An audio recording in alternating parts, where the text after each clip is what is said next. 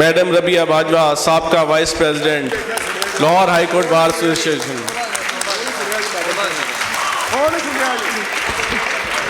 मोहतरम जनाब हामिद खान साहब, हमारे कायद, हमारे रहनुमा, मोहतरम जनाब आबिद जुबैरी साहब के जिनके दौर में सुप्रीम कोर्ट बार एसोसिएशन ना सिर्फ वकला की बल्कि पाकिस्तान के अवाम की आवाज थी। जुबैरी साहब, हम आपकी सुप्रीम कोर्ट बार को मिस करते हैं।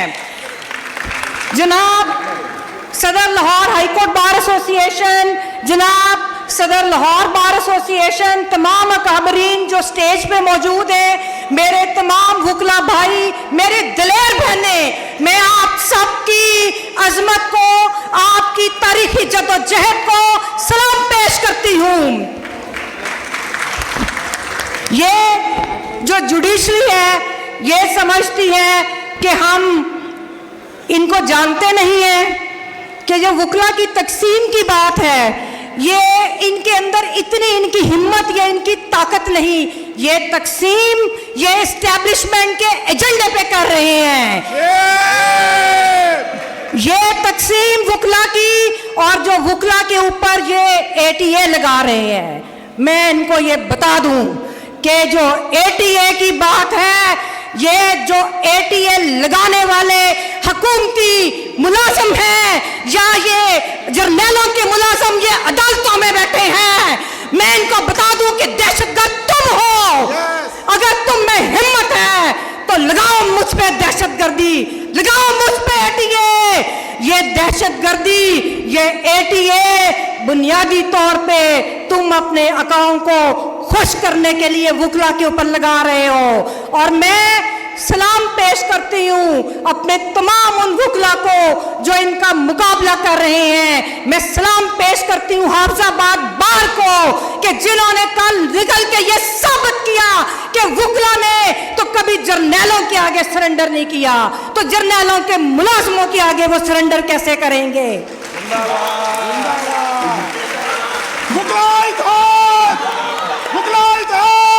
बुनियादी तौर पे हम तो ये सुनते थे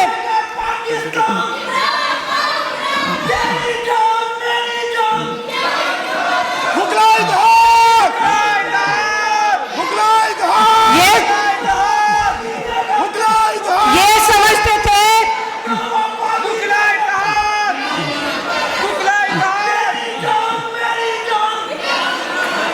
अच्छा अब हाँ जी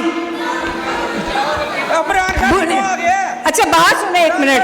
अब बुनियादी तौर पे ये जो जजेस हैं ये माशी दहशतगर्दों के मुफादात के तहफ़्फ़ुज़ के लिए वकला को कमज़ोर करना चाहते हैं और हम हर तरह से इनका मुकाबला करेंगे। मैं इनको ये भी बता दूं कि जब जनरल ज़िया आया था जो दुनिया की बदतरीन आमरीत का तर्जुमान था, तो इसी हाई कोर्ट में सबसे बड़ा वकला का इज्तिमा हुआ था।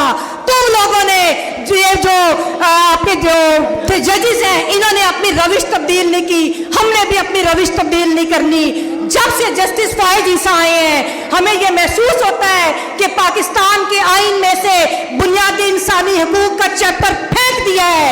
आपको याद होगा कि अभी कुछ दिन पहले इनकी मैं आपको बताने लगी हूँ कि इनकी हैसियत क्या है। अभी कुछ दिन पहले एक रिपोर्ट आई है, फैजाबाद कमीशन रिपोर्ट। उस कमीशन रिपोर्ट ने जस्टिस फायज ईसा को, उनकी रिपोर्ट ने उनके सामने उनको गलत साबित किया है। इसी तरह इनको अफसोस होता है हमें कि हम लड़ते रहे कि इनको इनकी रिपोर्ट ने गलत साबित किया। इसी तरह ये कितना अलमिया है कि पाकिस्तान का वजीर आजम उस रिपोर्ट की नज़र में यह लिखेगा, उस पर दस्तखत करेगा कि मैं एक नाहल वजीर आला था।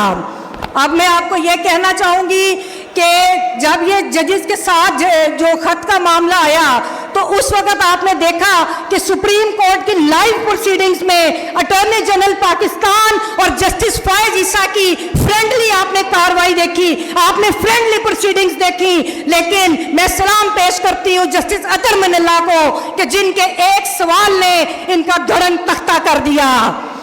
और मैं अब ये पैगाम देना चाहूंगी कि इस वक्त पाकिस्तान के जो हालात हैं, जिस तरह पाकिस्तान के किसानों का इस्तेसाल हो रहा है, मैं आप सबसे ये भी गुजारिश करूंगी कि पाकिस्तान के हर तबके के लिए, वकला के लिए, पाकिस्तान के किसानों के लिए भी इस बार एसोसिएशन का रोल है। और आखिर में जब हम वकला इत्तेहाद की बात करते हैं तो वो वफादार, जो बार के वफादार हैं, उनके इत्तेहाद की बात होती है। ये हरगिज नहीं हो सकता कि एक तरफ आप हुकूमत में बैठे, एक तरफ पाकिस्तान बार कौंसिल के मेंबर, जब पाकिस्तान की बार कौंसिल की मीटिंग होती है तो उनका और बयान होता है, जब वो हुकूमत में जाते हैं तो वकला के ऊपर एटीए लगवाते हैं। ये रवैये, ये रविश नहीं काबिले कबूल।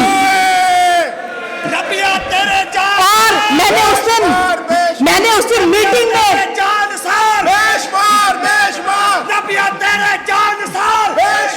और मैंने उस दिन, बड़ी मेहरबानी, उस दिन मैंने इंटरनल मीटिंग में इनको कहा था कि ये जो चीफ जस्टिस के ऊपर संगीन इल्जाम है उसकी तहकीकात होनी चाहिए। और मैं ये मुतालबा करती हूँ कि इस बार के जब अगला इजलास हो तो चीफ जस्टिस की कोर्ट के बाहर हो और आप उन लोगों को मदऊ करें कि जो इनके ऊपर इल्जाम लगाते हैं, जिनके बच्चों की वफात हुई, आप उन लोगों को बुलाएं और उनका मौक़िफ़ पब्लिक के सामने पेश करें। बहुत शुक्रिया।